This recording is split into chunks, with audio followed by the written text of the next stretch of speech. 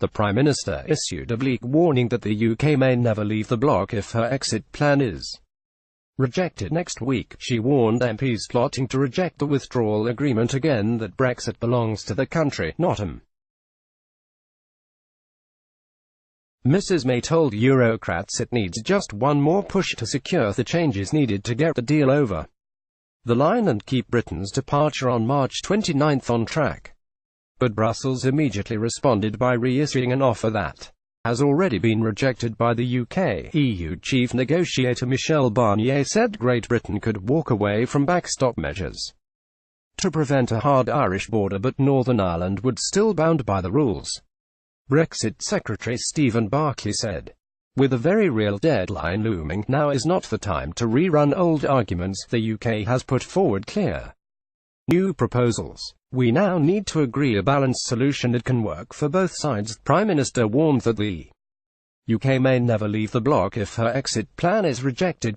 Getty Images. DUP sources said the offer showed no respect to the constitutional and economic integrity of the UK, and described it as a non-starter. Foreign Secretary Jeremy Hunt warned that future generations will blame the EU if it fails to agree to a way to break the deadlock. He said, "We want to remain the best of friends with the EU. That means getting this agreement through in a way that doesn't inject poison into our relations for many years to come, with just days to stop Britain's exit being derailed." Mrs May visited Leave Voting Grimsby to call for all sides to pull together. EU chief negotiator Michel Barnier said Great Britain could walk away from backstop measures. Getty Images. Brexit does not belong to MPs in Parliament. It belongs to the whole country, she said. It belongs to the people who voted for it and want to see it implemented, so we can all move on to a prosperous future. The Prime Minister faces a fresh Commons showdown on Tuesday that will open the door to delaying exit day if she loses. She said, "Rejected and no one knows what will happen. We may not leave the EU for many months. We may leave without the protections that the deal provides. We may never leave at all." Mrs May told Eurocrats it needs just one more push to keep Britain's departure on March 29. Getty Images. She added, "If MPs reject the deal, nothing is certain.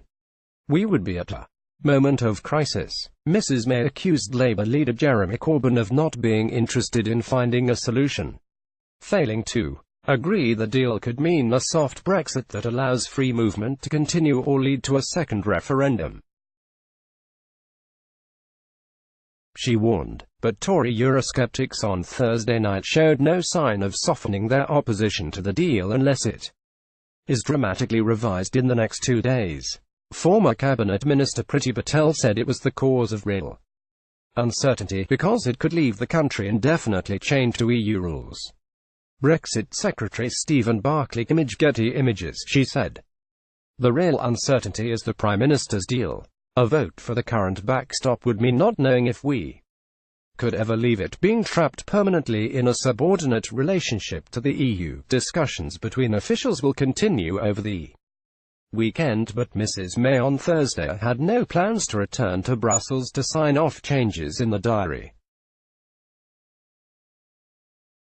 The EU Scrutiny Committee found divisions at the top of government have undermined its own position in talks with the EU. It heard evidence that separate, and sometimes conflicting, policies were developed by the Department for exiting the EU.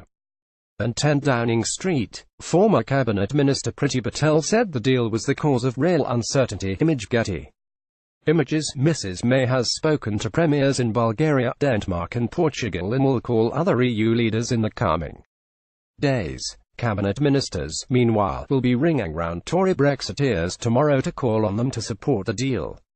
Downing Street confirmed that not all of the secondary legislation needed to prepare for life after Brexit will be ready by March 29, but the spokeswoman insisted that all vital changes to the statute book will be ready in time for the UK's withdrawal.